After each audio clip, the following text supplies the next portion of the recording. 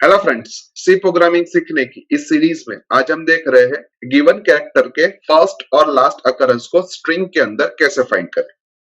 तो उसके लिए हमें एक स्ट्रिंग एज वेल एज एक कैरेक्टर की जरूरत पड़ेगी। तो वो मैं यहाँ पे डिक्लेयर कर देता हूँ। लेट अस से character str20 and character c। उसके बाद मैं clr scr लिख देता हूँ ताकि हमें कोई प्रीवियस आउटपुट दिखाई ना दे, और लास्ट में मैं गेट ch लिख देता हूँ। अभी जो कैरेक्टर और स्ट्रिंग हमने ऊपर डिक्लेयर किए हैं वो हमें यूजर के पास से लेने हैं, यानी कि उसके लिए हमें स्कैनफ स्टेटमेंट की जरूरत पड़ेगी। और अगर हम स्ट्रिंग रीड करना चाहते हैं तो स्कैनफ स्टेटमेंट के अंदर हम लिखेंगे percentage in the square bracket caret slash and और str, जो हमें मल्टी वर्ड स्ट्रिंग रीड करके देगा। यानी कि हम ऐसा भी बोल सकते हैं कि ये स्कैनफ स्टेटमेंट गेट्स str के इक्विवेलेंट कोड है। अब इस scanf के ऊपर हम एक printf स्टेटमेंट लिख देते हैं और उस printf स्टेटमेंट के अंदर हम मैसेज दे रहे हैं एंटर अ स्ट्रिंग। अभी हमें कैरेक्टर रीड करना है तो उसके लिए हम फिर से एक printf स्टेटमेंट लिखेंगे और उस printf स्टेटमेंट के अंदर हम लिखेंगे एंटर अ कैरेक्टर, और उसके लिए हम एक scanf स्टेटमेंट लिखेंगे और उस scanf स्टेटमेंट के अंदर हम लिखेंगे percentage c address of c। Previous videos के अंदर हमने देखा था कि जब भी हम कोई स्ट्रिंग या फिर कैरेक्टर रीड करते हैं तो स्कैनफ स्टेटमेंट उसको बफर में से रीड करता है। यानी कि जब भी हम दो कंसेक्यूटिव स्ट्रिंग या दो कंसेक्यूटिव कैरेक्टर या फिर एक स्ट्रिंग और एक कैरेक्टर स्कैनफ स्टेटमेंट की मदद से रीड करें तो एक स्ट्रिंग या कैरेक्टर रीड करने के बाद हमें बफर को क्लियर करना पड़ता है, अदरवाइज स्कैनफ स्टेटमेंट बफर से वैल्यू रीड करता है। तो इसी वजह से हम दोनों के बीच में एक फ्लश कमांड लिखते हैं जो हमारा बफर क्लियर करके दे देगा। अभी सपोज हम ऐसा एज्यूम कर रहा है कि स्ट्रिंग की वैल्यू हेलो है और कैरेक्टर की वैल्यू एल है, यानी कि एल का फर्स्ट और लास्ट अकरेंस हमें हेलो के अंदर फाइंड करना है। यानी कि इसके लिए हमें स्ट्रिंग के 1 बाय 1 कैरेक्टर को चेक करने जाना पड़ेगा। तो लेट अस से स्ट्रिंग का फर्स्ट कैरेक्टर h है, स्ट्रिंग का दूसरा कैरेक्टर e है, स्ट्रिंग का तीसरा कैरेक्टर l है, स्ट्रिंग का चौथा कैरेक्टर l है, स्ट्रिंग का पांचवा कैरेक्टर o है।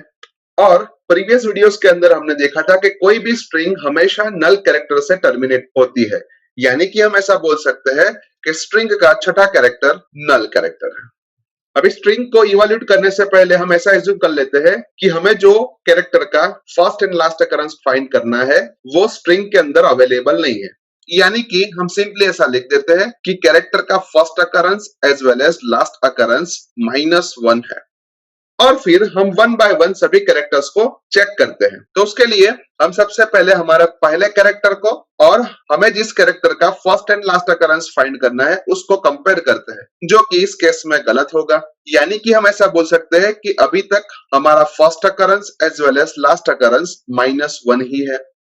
उसके बाद हम सेकंड कैरेक्टर को C के साथ कंपेयर करेंगे, जो भी इस केस में गलत है। यानी कि अभी भी हम ऐसा बोल सकते हैं कि first occurrence and the last occurrence is -1।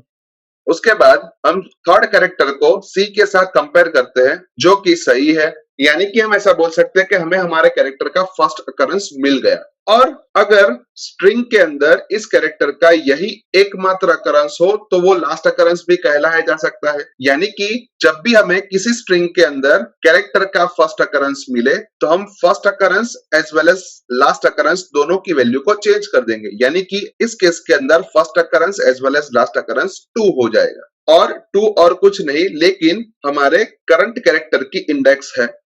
उसके बाद हम हमारे फोर्थ कैरेक्टर को C के साथ कंपेयर करते हैं, जो कि सही है। यानी कि अब हमें हमारे फर्स्ट अकरेंस और लास्ट अकरेंस की वैल्यू को चेंज करना पड़ेगा। लेकिन अगर यहाँ पे हम ध्यान से ऑब्जर्व करें तो ये कैरेक्टर ऑलरेडी एक बार आ चुका है, यानी कि उसके फर्स्ट अकरेंस की वैल्यू -1 नहीं है। अभी यहाँ पे हम चेक कर लेते हैं कि हमारे फर्स्ट अकरेंस की वैल्यू क्या है। अगर हमारा फर्स्ट अकरेंस की वैल्यू -1 है, उसका मीनिंग कि ये कैरेक्टर हमें फर्स्ट टाइम मिला है, तो हमें first occurrence as well as last occurrence दोनों की वैल्यू में चेंज करना पड़ेगा। अदरवाइज हमें सिर्फ लास्ट अकरेंस की वैल्यू के अंदर चेंज करना पड़ेगा। लेकिन इस केस में ये कंडीशन हमारी गलत होती है, यानी कि हमारा first occurrence as it is रहेगा लेकिन लास्ट अकरेंस की वैल्यू हम चेंज कर देंगे, जो कि 3 हो जाएगी। और 3 और कुछ नहीं लेकिन हमारी करंट इंडेक्स है। यानी कि यही चीज को हमें ऊपर भी चेक कर देना पड़ेगा कि अगर अगर हमारे फर्स्ट अकरेंस की वैल्यू -1 है, जो कि इस केस में सही होती थी, यानी कि हम ऐसा बोल सकते हैं कि हमें उस वक्त first occurrence as well as last occurrence दोनों की वैल्यू को चेंज करना पड़ेगा।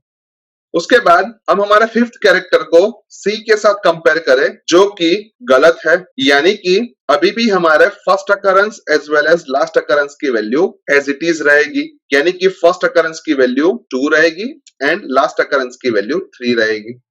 और उसके बाद हमें नल कैरेक्टर मिलता है, यानी कि हमारी स्ट्रिंग वहां पे टर्मिनेट हो जाती है, यानी कि हमें जब तक स्ट्रिंग के अंदर नल कैरेक्टर नहीं मिलता तब तक ये प्रोसेस को रिपीट करना है।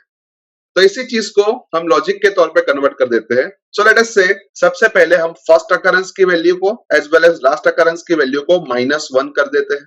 उसके बाद हम इंडेक्स 0 से स्टार्ट करते हैं और फिर 1 बाय 1 सभी कैरेक्टर को चेक करने जाते हैं और कंडीशन के तौर पे हम लिखते हैं कि जब तक हमारी स्ट्रिंग का ith कैरेक्टर नल कैरेक्टर ना हो तब तक हमें लूप को एग्जीक्यूट करना है।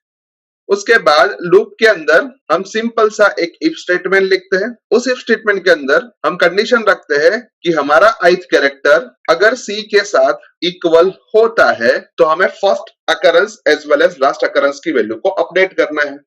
उसके बाद अगर ये कंडीशन सही होती है तो हम चेक करते हैं कि हमारा फर्स्ट अकरेंस है वो -1 तो नहीं है। अगर फर्स्ट अकरेंस -1 है तो हमें first occurrence as well as last occurrence की वैल्यू को चेंज करना पड़ेगा, यानी कि हम उसको आई की वैल्यू से रिप्लेस कर देते हैं। और अगर फर्स्ट अकरेंस -1 नहीं है तो हमें सिर्फ लास्ट अकरेंस की वैल्यू को आई से रिप्लेस कर देना पड़ेगा। और एक कैरेक्टर चेक कर लेने के बाद हम आई की वैल्यू को इंक्रीमेंट कर देते हैं, यानी कि हम दूसरा कैरेक्टर उसके बाद चेक कर सके। अभी लूप के बाहर हम चेक करते हैं कि हमारे फर्स्ट अकरेंस की वैल्यू अगर -1 है तो उसका मीनिंग कि हमें जो कैरेक्टर चाहिए वो कैरेक्टर स्ट्रिंग के अंदर अवेलेबल नहीं है। तो हम सिंपली एक मैसेज दे देते हैं कि %c is not present in %s और %c की जो भी वैल्यू है वो हम c से रिप्लेस कर रहे हैं और %s की वैल्यू str से रिप्लेस कर रहे हैं। और अगर फर्स्ट अकरेंस की वैल्यू -1 नहीं है उसका मीनिंग कि कैरेक्टर स्ट्रिंग के अंदर अवेलेबल है, तो हम simply first occurrence as well as last occurrence की वैल्यू को प्रिंट करवा देते हैं। तो उसके लिए मैं प्रिंटफ स्टेटमेंट के अंदर लिखता हूं first occurrence of %c in %s is equals to %d और %c की वैल्यू हम c से रिप्लेस कर रहे हैं, %s की वैल्यू हम str से रिप्लेस कर रहे हैं और %d की वैल्यू हम फर्स्ट अकरेंस की वैल्यू से रिप्लेस कर रहे हैं। और उसके बाद हम एक और प्रिंटफ स्टेटमेंट लिखते हैं जिसके अंदर हम मैसेज दे रहे हैं last occurrence of %c in %s is equals to %d, जहां पे हम %c की वैल्यू c से, %s की वैल्यू str से और %d की वैल्यू लास्ट अकरेंस की वैल्यू से रिप्लेस कर रहे हैं। अभी लूप को हम ध्यान से देखें तो लूप के अंदर हमने आई, फर्स्ट अकरेंस और लास्ट अकरेंस 3 वेरिएबल का यूज किया है, लेकिन उसको हमने ऊपर डिक्लेयर नहीं किया, तो हम वो तीनों वेरिएबल को ऊपर डिक्लेयर कर देते हैं। लेट अस से integer I, first occurrence and last occurrence and फिर प्रोग्राम को सेव कर देते हैं। उसके बाद प्रोग्राम को कंपाइल करते हैं। कंपाइलेशन में कोई भी एरर नहीं आई तो प्रोग्राम को रन करके देख लेते हैं। जहां पे मैं स्ट्रिंग के तौर पे हेलो इंसर्ट कर रहा हूं और कैरेक्टर के तौर पे एल इंसर्ट कर रहा हूं और हमें आउटपुट के तौर पे मिल रहा है first occurrence of L in hello is equals to 2 and last occurrence of L in hello is equals to 3, जो कि परफेक्टली सही है क्योंकि अभी अभी हमने इसी कैरेक्टर का अकरेंस इसी स्ट्रिंग के अंदर फाइंड किया था। एक और बार प्रोग्राम को रन करते हैं जहां पे मैं स्ट्रिंग के तौर पे कंप्यूटर इंसर्ट कर रहा हूं और कैरेक्टर के तौर पे के इंसर्ट कर रहा हूं और हमें आउटपुट के तौर पे मिल रहा है के is not present in computer, जो कि परफेक्टली सही है। पर ये स्ट्रिंग और कैरेक्टर के कॉम्बिनेशन के लिए हमने हमारे कोड को मैन्युअली एग्जीक्यूट करके नहीं देखा, पर आप खुद उसको मैन्युअली एग्जीक्यूट करके हमें जो आउटपुट मिल रहा है उसको वेरीफाई कर सकते हो। यानी कि हम ऐसा बोल सकते हैं कि इस प्रोग्राम के थ्रू हम 20 कैरेक्टर तक की किसी भी स्ट्रिंग के अंदर किसी भी कैरेक्टर के फर्स्ट एंड लास्ट अकरेंस को इजीली फाइंड कर सकते हैं। और अगर हमें 20 कैरेक्टर से ज्यादा कैरेक्टर की स्ट्रिंग के अंदर यही टास्क करना हो तो हमें डिक्लेरेशन के अंदर चेंज करना पड़ेगा। लेट अस से सपोज हमें 50 कैरेक्टर तक की स्ट्रिंग के लिए ये टास्क करना है तो हम डिक्लेरेशन के अंदर str ऑफ 20 की जगह पे str ऑफ 50 कर देंगे, तो हम 50 कैरेक्टर तक की स्ट्रिंग के अंदर से किसी भी कैरेक्टर का first and last occurrence easily find कर सकते हैं। सो आई होप कि आपको इस प्रोग्राम के अंदर अच्छी तरीके से समझ आ चुकी होगी। आज के वीडियो में बस इतना ही। नेक्स्ट वीडियो में फिर से मिलेंगे। Thank you very much.